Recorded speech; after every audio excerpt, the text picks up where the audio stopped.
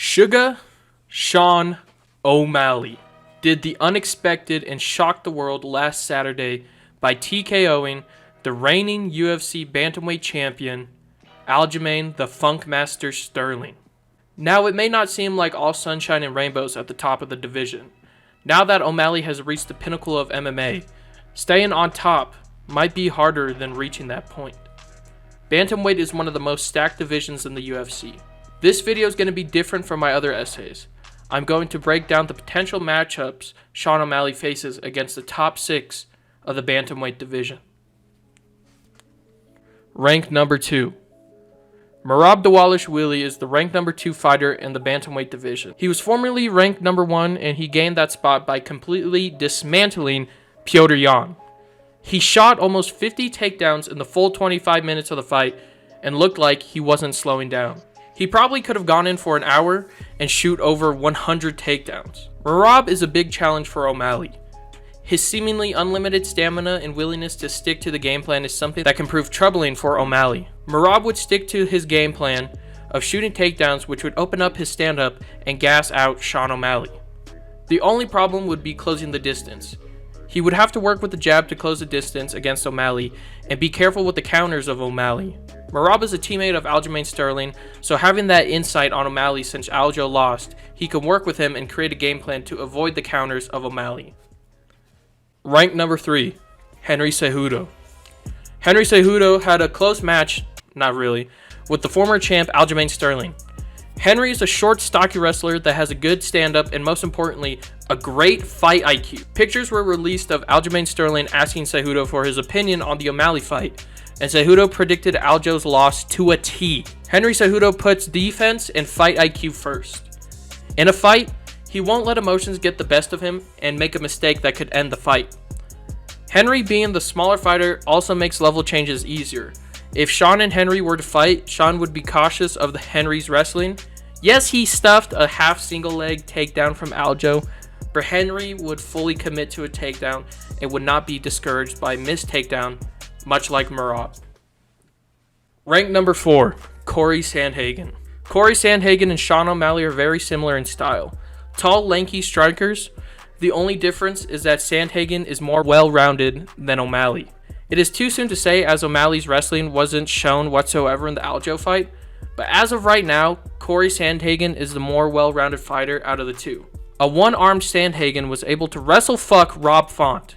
A fully healed Sandhagen can stand toe-to-toe with O'Malley on the feet, as in Sandhagen's previous fights, he was a striking god. If it were to get hairy on the feet, Sandhagen can use his similar range to O'Malley to close the distance and then just drown him in deep waters. I would give O'Malley the power advantage over Sandhagen. O'Malley may be skinny, but this dude packs a huge punch. If he were to capitalize on Sandhagen making a sloppy takedown, it could be lights out for the Sandman. Rank number 5, Petr Yan. Former bantamweight champ Petr Yan and Sean O'Malley have shared the octagon previously. If you want to know my thoughts on that fight, check out this video right here. I believe I favor O'Malley if he and Yan were to run it back. It's been a while since their previous fight, and it seems that Petr Yan has shriveled down in size. He looked broken in the Merab fight. He was hyping it up and saying how he was going to beat Merab easily, and once he got in there and realized Merab was a machine, it seemed like he second-guessed himself.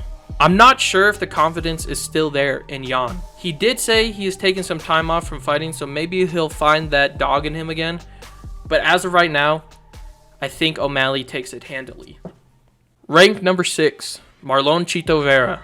The only one in Sean O'Malley's career to defeat him. I know according to the Suga Athletic Commission that win doesn't count, but sorry dude, in the real world, there's a big fat 1 on your record. In the first fight, Cheeto was able to shut down O'Malley's leg by kicking the perennial nerve.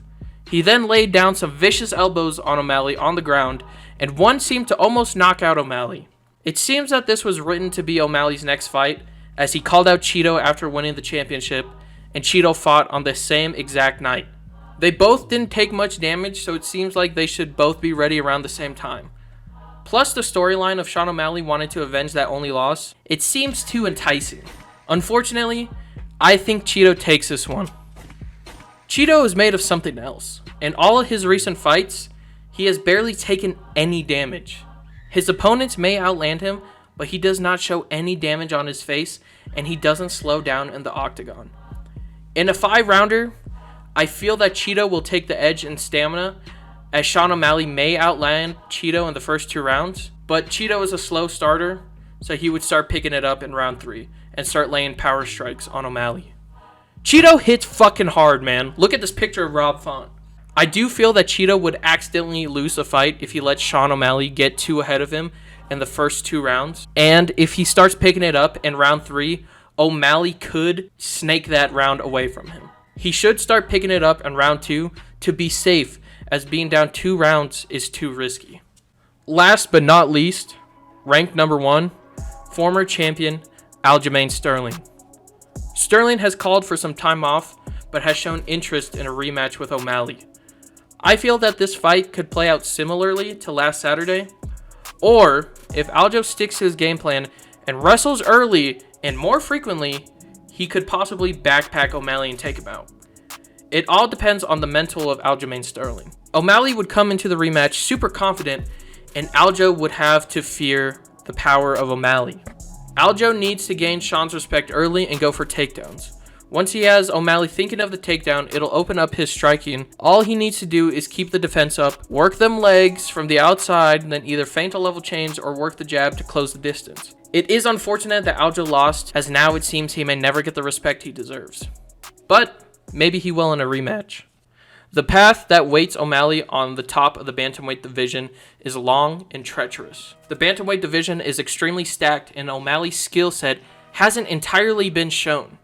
He got out-wrestled by Petr Yan, but TKO'd Aljamain Sterling. I feel the top 6 prove many challenges to O'Malley, and as of right now, it is agreed upon that O'Malley's biggest weakness is his wrestling.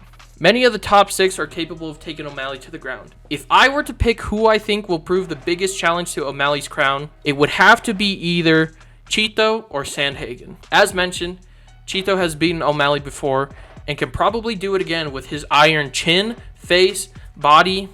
This man literally takes no fucking damage. Sandhagen is a well-rounded fighter who can strike with O'Malley or take him down and submit him. Sandhagen has a great IQ on the feet and won't fall into any of O'Malley's traps, and he could throw wild shit out of nowhere that O'Malley might not see coming, like a fucking flying knee. Thank you all for watching. I appreciate it a lot. If you'd like to give your thoughts on O'Malley's potential title reign, please feel free to leave a comment and discuss amongst yourself. Just remember to always be nice. Hey, be nice. Be nice. They were trying to fight each other. Many have said it is easier to reach the top, but staying there is a real challenge. Good luck to the Suga Show.